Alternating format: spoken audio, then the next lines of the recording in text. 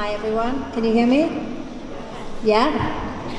Okay, well, so as Kara said, I'm Didi and this is Sister Aziza, and we are really honored to be here at the MUN conference again to talk to you. We are going to start off our talk, which is about asylum seekers in Israel, focusing on victims of torture, with a small video from CNN about victims of torture in the Sinai.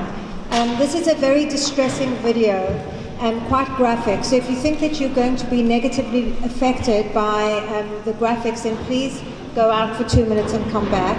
But if you think you'll be okay, I'm just warning you that it is quite distressing. Okay. Can I have someone techie? Yes. To play it?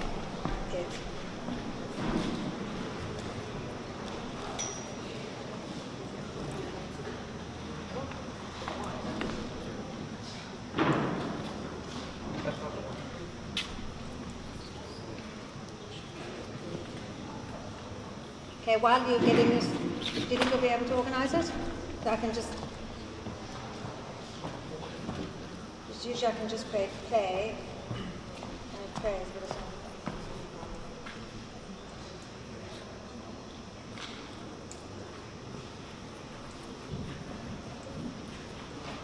Okay, I don't know what's going on.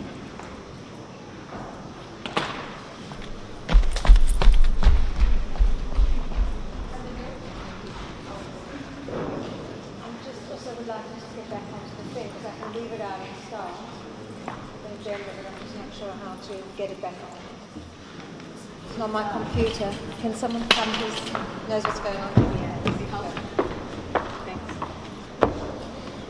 Maybe begin and he'll work out the sound. Yeah.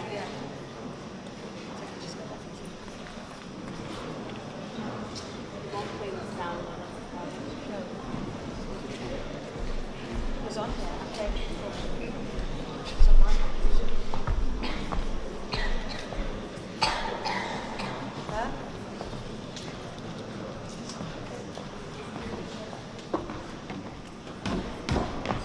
There we go. It's not going to play? That? That's a shame. Okay. Alright, we're not going to watch the video, it seems, unless we can get somebody tech in to do it, so we can watch it later on. So instead of the video, I'm going to tell you a story.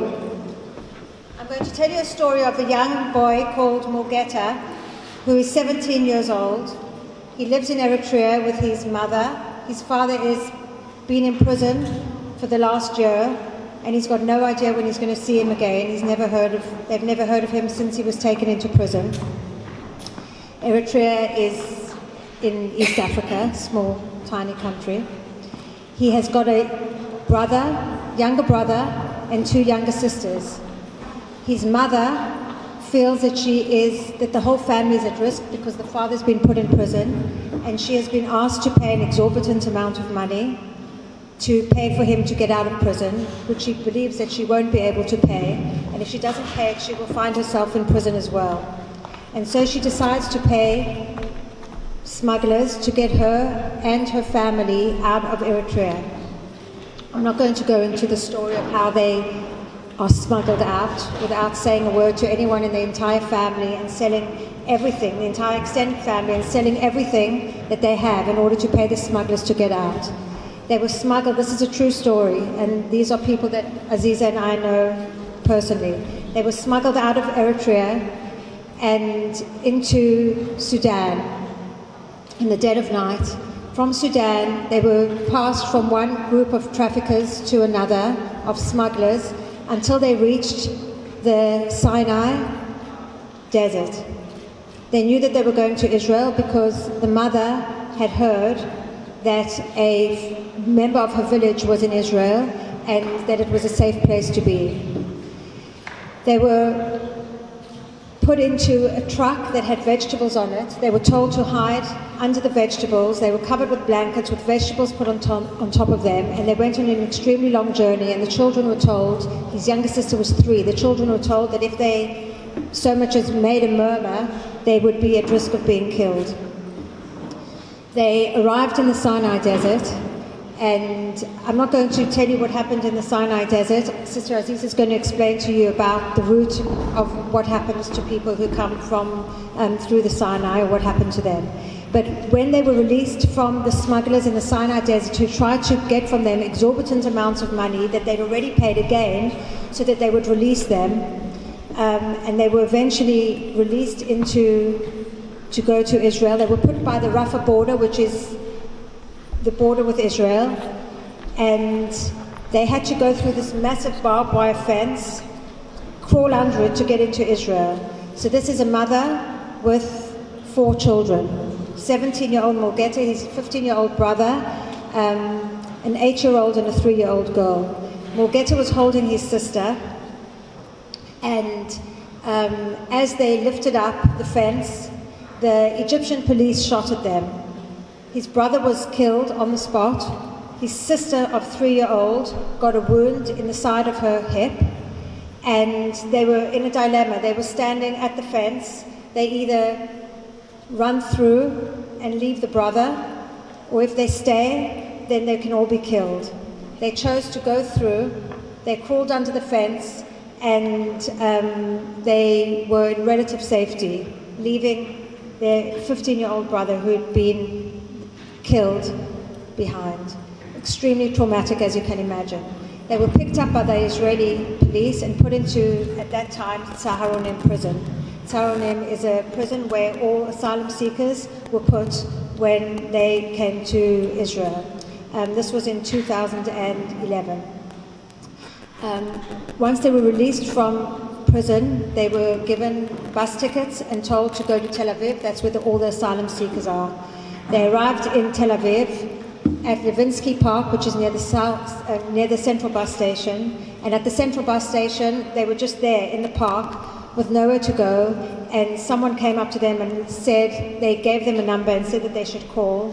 They called our shelter, where Sister Aziz and I used to work, was a shelter for single mothers and pregnant women in South Tel Aviv for asylum seekers, and the family came there. Mulgeta, at the age of 17, had to adapt to a new culture, a different language, the trauma of having lost his brother, the trauma of the entire family, the illness of his sister, no health rights, no employment rights, no social rights whatsoever. He was allowed to go to school. This is the story of Mulgeta, who eventually, this family was resettled to America, which is unusual because only 200 families or people are resettled to America, to a third country, every year, and they were lucky enough to go to Baltimore. This is just one story I wanted to tell you as a background to what we're going to tell you about. In Israel today, there are, do you know how many asylum seekers in Israel? Any guesses? How many?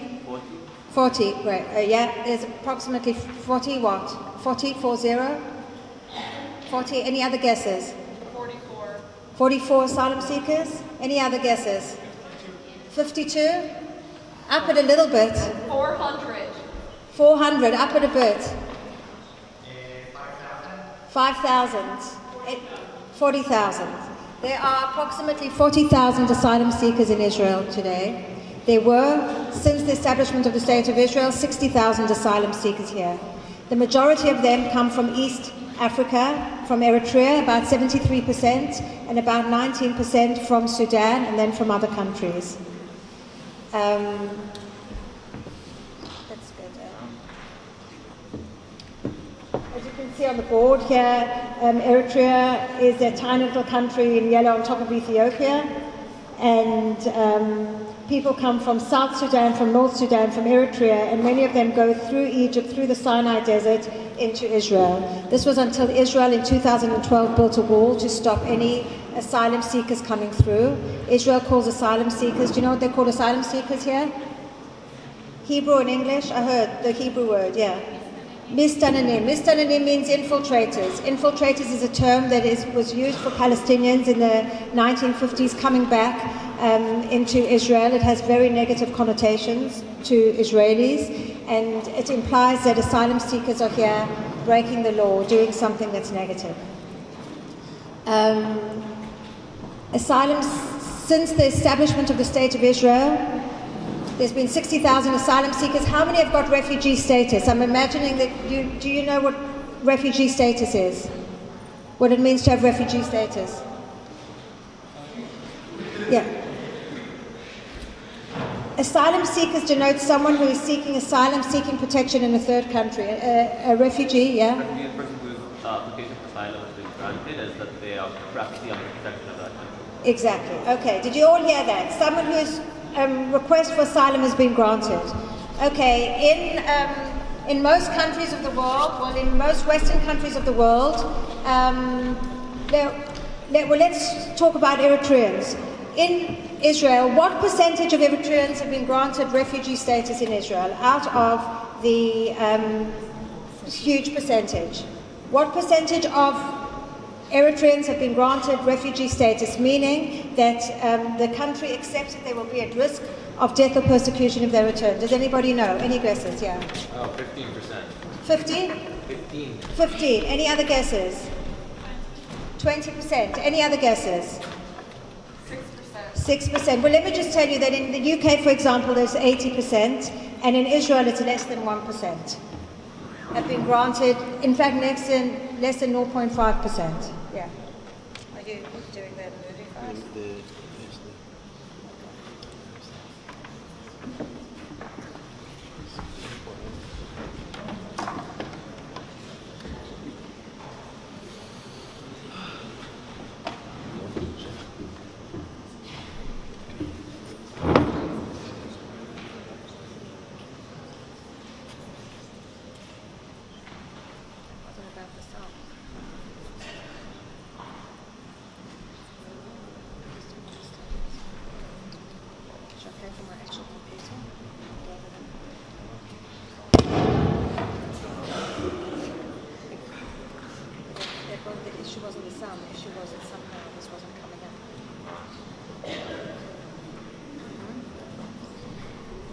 On the internet actually, it was just I think we just forget it because time's moving on, unfortunately.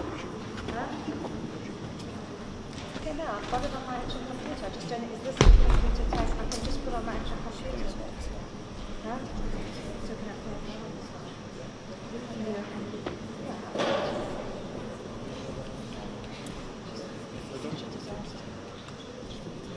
Okay, because this is in my computer.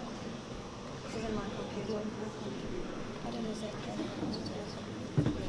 It was on my computer. I didn't delete it. Technicality. Okay, let's go. Aziza, why don't you get up and we go. I think we forget the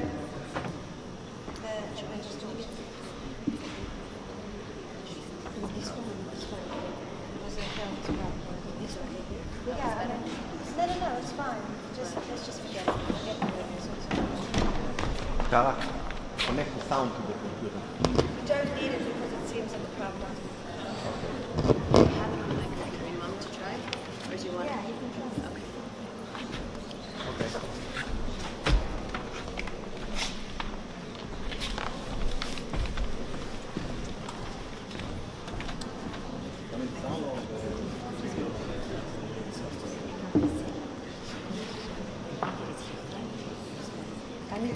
No, because I don't have all of this stuff. I think that we should just carry on talking and forget the video. Let's just put the PowerPoint on and the video's not so important. Okay. I mean, I could send it to you, but it's not so important. I'll send it to the chat. Okay, I can send it.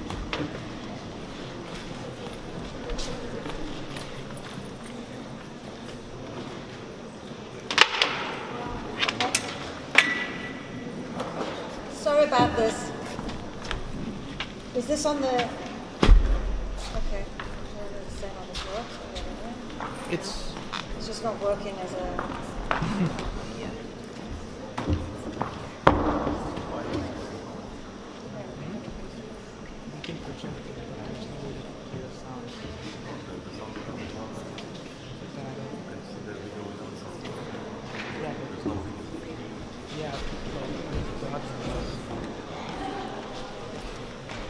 Okay. I'm going to introduce you Sister Aziza. Sister Aziza has been working with the science. Sister Aziza is an Eritrean nun, Comboni sister, who has been working with the Eritrean community since 2010. She's like the spiritual mother of the community. Everybody knows her. If you walk around with Sister Aziza, everyone knows her.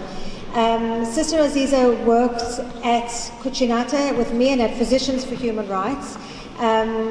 Sister Aziza was the first person that started finding out what was going on in the Sinai torture camps at Physicians for Human Rights, and took testimonies of over 1,000 people who spoke to her and started to tell her what was going on. For this, she got the award by the State Department of Heroes of Our Time. Because she started to tell the world what was going on in the Sinai Desert.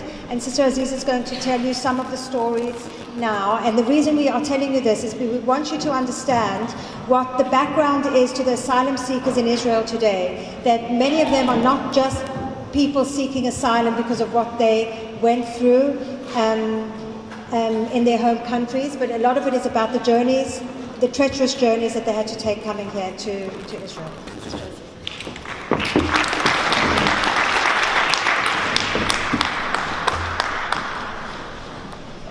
You know, first of all, peace be with you, because we need peace in our hearts, in our world today, especially today. We need peace.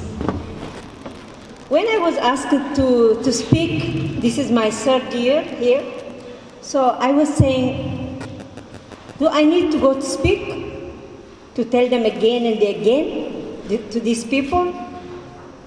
Because I spoke in Knesset, I spoke in many medias, channels of Israel, and also of other countries, but the situation of the asylum seekers here becomes every single day worse and painful. So I said, do I need to speak again when the situation becomes worse? But then I thought, no. I have to accept and go and speak to these people, because these people are the future of tomorrow of Israel. You need to grow in coexistence with Palestinians, in coexistence with any person who comes to this land. For this reason, I came because you are young, you can change your country to be beautiful, colorful, with different religion, with different race, with different color, with different status. For this today, I came again to tell you. Otherwise, I wouldn't have come. I am really, really tired, because their situation becomes worse and worse and worse. So I hope you work hard in order to change the status here in Israel. For you, Israelis, for you, Palestinians, to coexist and to welcome any person from other countries. When I came to Israel, I said, so beautiful, holy land, Jesus of Christ, land of Christ, land of a lot of history in all religion, in Muslim, in Jews, and in Christianity. I was so proud. But when I came here, honestly speaking, I found death over death and suffering. Why? Why? Beautiful people, beautiful story that they have passed through. The Jews and the Muslims are Palestinian people. They suffer so much, and still to suffer in this land. Why didn't change? Why we are not changing? Why we don't change our hearts? Really, I found it very, very painful to be here. I find it every single night I want to run away from this country.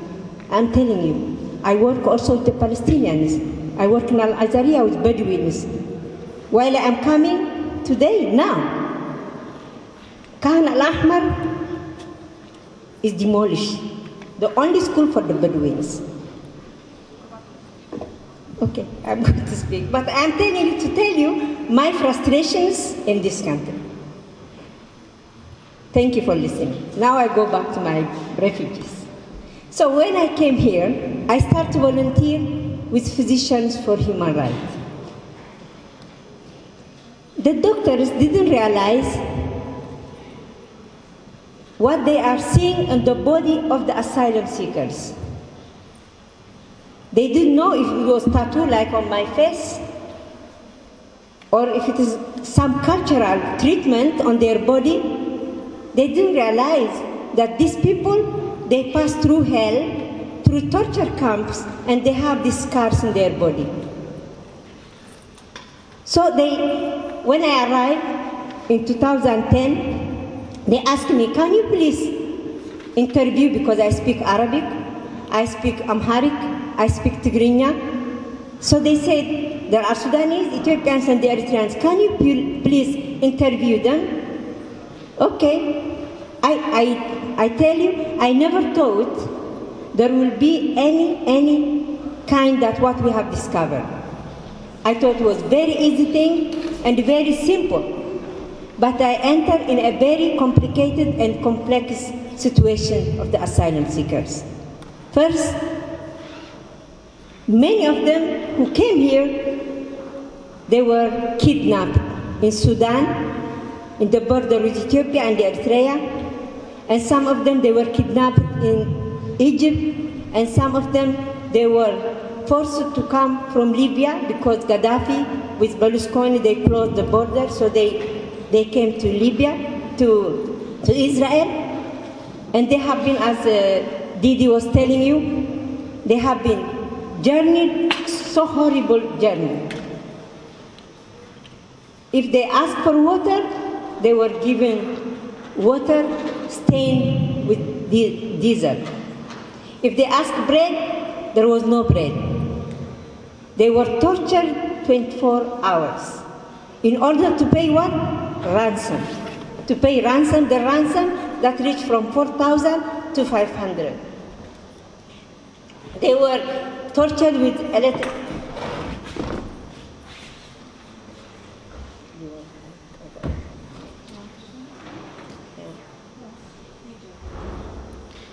And the worst thing that I heard was the rape. The women, if they get pregnant, or if they are not pregnant, they were raped, even men. And this was the more than any scar on their body. Because they felt, maybe I have contributed something to be raped. And some of them, they have children. We have women with us without father. They don't know even who is the father. And how much the suffering and the regret that they have come out from their countries. I wish I could die, they tell us. And how many people, how I go down? Is this way? Yeah. And those who paid the ransom and went ahead, what happened to them when they crossed, as Didi was saying, they were shot by the guards. They were shot, many of them died. Many, more than 20,000 people died while they were crossing. And nobody knows even where they were buried. How many people they lost their hands. This boy is called Philmon. Philmon was hung with both hands up, suspended from the floor for days. He lost both of his hands.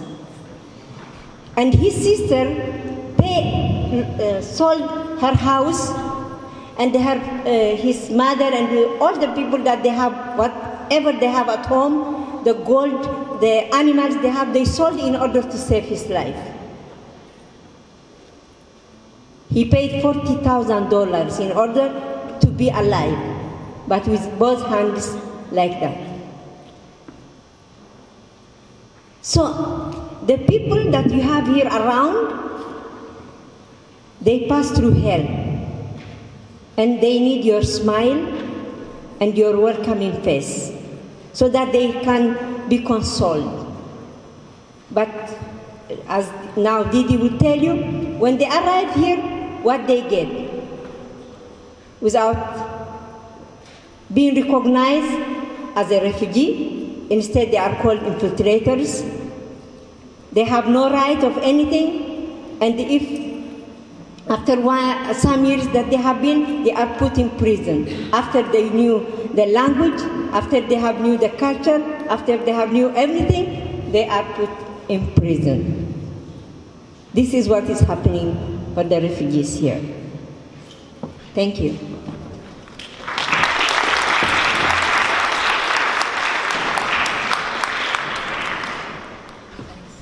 Okay, so the torture camp, people do not come through Israel anymore, asylum seekers. Since 2012, there's been a wall that's been built, and also there is, because of the anti-infiltration law that began in 2012 and was rehashed in 2013 and 14. At the moment, because of the anti-infiltration law, all asylum seeking men who are not married will get put in a detention center called Cholot in the Sinai, in the Negev, and they stay there for 1 year. It's hell on earth. If you're a victim of torture, well, that's just tough luck. It's the Israeli government's form of rehabilitation. What about asylum seekers in Israel in general, whether they've been tortured or not? Asylum seekers are not afforded any kind of social rights, which means that people do not have work permits. Written on their visas this is not a work permit. So what this means is that people do work because the government recognizes that if they didn't work, then they'd all be starving on the streets, but they have no policy. So they don't give fines to employees and to employers, but at the same time, they have got no access to employment rights so that they can be exploited. They have no access to health rights. And so people that are ill, unless they're able to pay a tourist insurance for 3 months, and then it has to get renewed every 3 months, and you don't get access to health rights. So what this means is that just say you have a chronic illness, okay, you've been diagnosed with cancer, and you had insurance, travel insurance. Insurance is finished, and you want to get travel insurance again, you'll be told that you're not allowed to get health insurance because you've got a pre-existing condition, which was the cancer that you were just been diagnosed with, and therefore are not able to get the kind of help that one would expect to get in a civilized Western country. And this is for many of the chronic illnesses. There are civil society organizations in Israel, thank goodness, which really help asylum seekers, one of them being Physicians for Human Rights, and another one a clinic in the Tachana Merkazit, which helps with healthcare. As Sister Aziza said, there's very little access to refugee status. People are not going to get refugee status. People get imprisoned under the anti-infiltration law. And one of the biggest problems in Israel is having to pay back the huge amounts of ransom that people had to pay in the Sinai desert. Thousands of dollars, which puts a huge amount of stress on people. There's rising xenophobia in Israel. As many of you will know, there's very negative attitudes towards asylum seekers and towards people that are strangers in general. And this filters down into the street where people, there's many racist incidences on a daily basis against people for perhaps being a different color or being not Jewish or being different.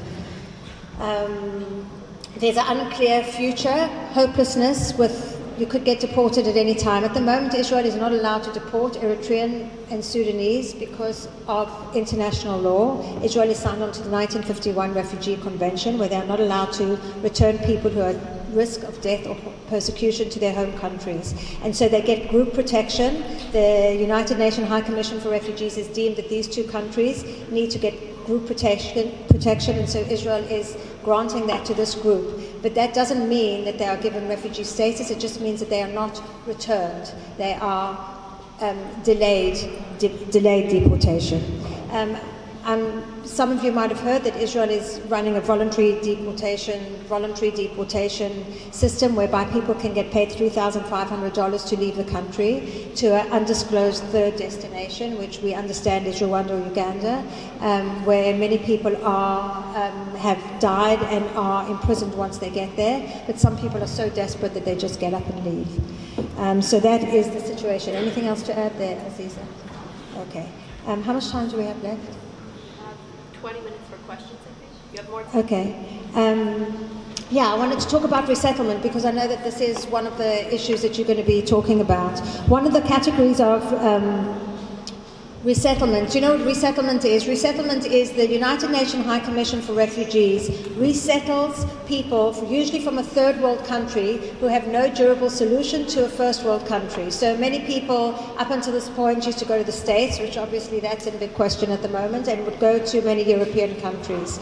Israel is seen as a third world country in terms of its attitude towards asylum seekers, and is allowed to resettle 200 people a year out of the 40,000, which isn't very many, and people are absolutely desperate to get onto this list for resettlement. One of the resettlement submission categories is survivors of torture and of violence, but unfortunately there are so many of them, we understand up to 7,000 in Israel at the moment, that it's impossible that that would be a category. You have to really be in an extremely poor state in order to be resettled. Maybe you've got a child with severe disabilities, you've got severe chronic illnesses, or you have a really untenable situation in Israel in the extreme, and then you'll get resettled.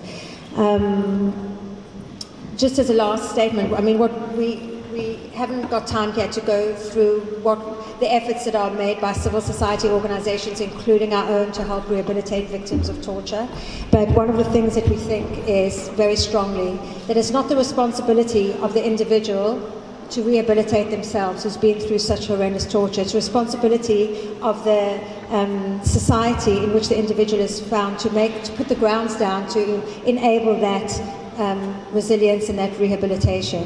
And we call on the Israeli government to adopt fair and transparent policies that guarantee international protection, to grant asylum seekers social rights, which includes work permits and health rights, and to invest resources in the areas where asylum seekers live to strengthen those communities, so to lessen the conflict between asylum seekers and Israeli communities. And for Israelis to remember that we all were once refugees, and it's incumbent upon us as a society to afford dignity and human rights to the people that are in our country right now. I think that's all. Yeah.